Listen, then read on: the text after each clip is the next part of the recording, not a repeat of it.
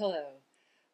Today we move on from our last card, card 13, Death, and I'm sure many of you are very happy to be moving on from that card. We move on to the card Temperance, and there's many different ways to think of the transition from temperance, from death to temperance.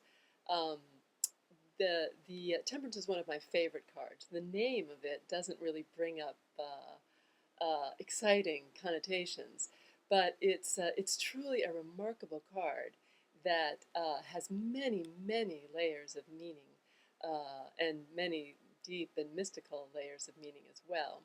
So one way to think of it is if you think of actually death and letting go, temperance can represent what the Tibetans call the Bardos, the in-between state from death until you reach bonding with the oneness that is everything, but that there are these stages that you have to walk through, that there's a middle ground that you have to tread before you approach what we in the West would call heaven, but what is more just kind of a true letting go of everything on earth. That's one way to look at it. If you think of the death card, if your experience of it was either meditating on your own death or trying to let go of something, that can bring up a lot of scary feelings, a lot of it can be good and it's powerful and it's important and it's an important thing to have been put through at this particular point in our journey.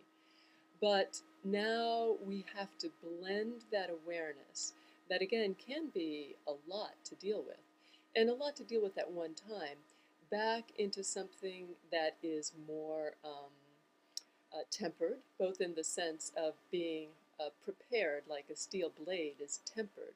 We were plunged into one extreme, and then you get plunged. The sword is plunged into the fire and then into water to temper it, to make it stronger.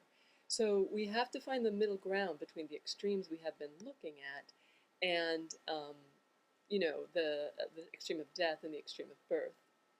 So temperance represents the middle ground in that way, and it is powerful in that.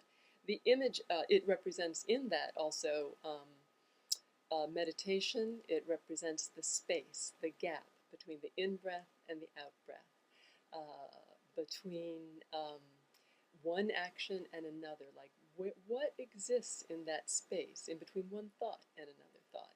So the images for temperance, which I'll show you, show many of that. They have, here's my card, and the image for temperance you can see she is holding. This is an angelic figure with the dark and light on either side, the sun and the moon, and a dark picture and a light picture, and the flow of oil, actually, not water, in between them.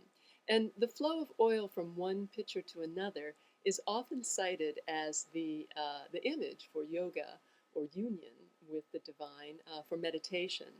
And it represents any place where you let go of one extreme before going to the other, and in that sense also the true world of art.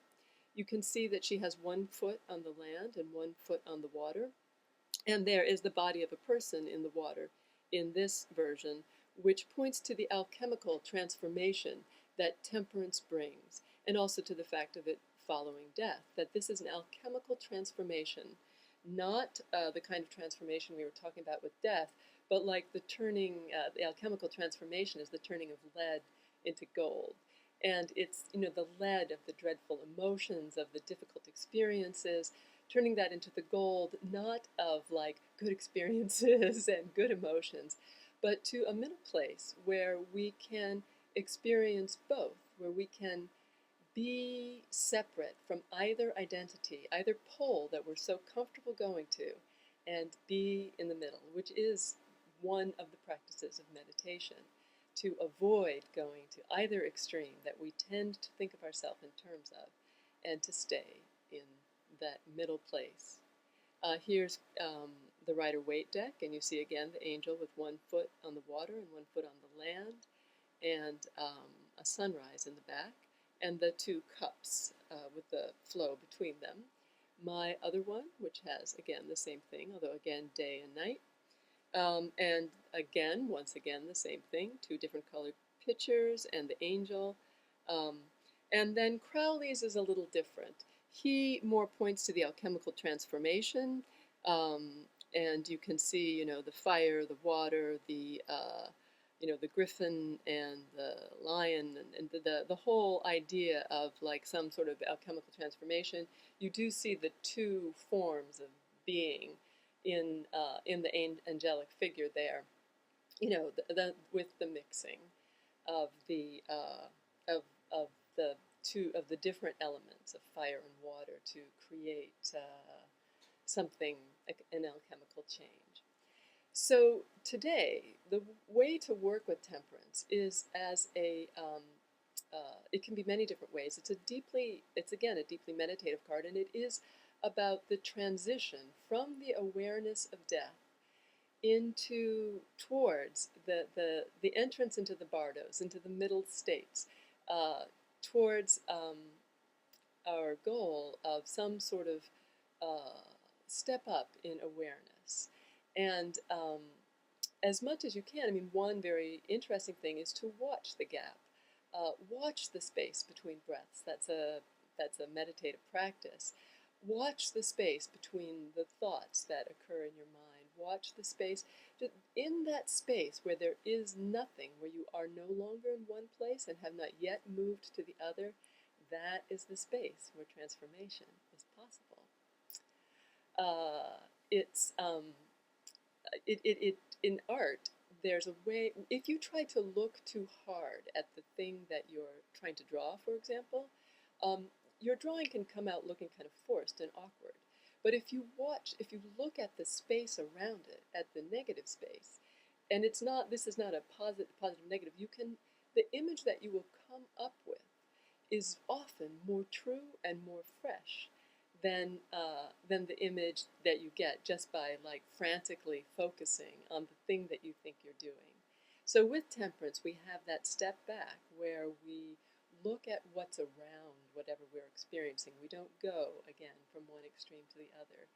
And we let that middle place where we don't know and where we are uncertain, where there's no ground, but we allow it and accept it and even embrace it. It is the way towards true transformation, and I hope you enjoy your day with this really, truly beautiful card. Oh, I forgot to say also, Temperance is one of the cards, the 3 cards in the Tarot deck that that has to do with relationships specifically as well. And it represents, as you might imagine, the aspect of relationships, even a romantic relationship, of friendship. And as we all know, the love that starts a relationship and the intense attraction that starts a relationship is great. But without developing that friendship and that communication, without developing that ability to compromise and to see the middle place between the two of you, there is no relationship that can last. So once again, enjoy your day with this card, and I will talk to you very soon.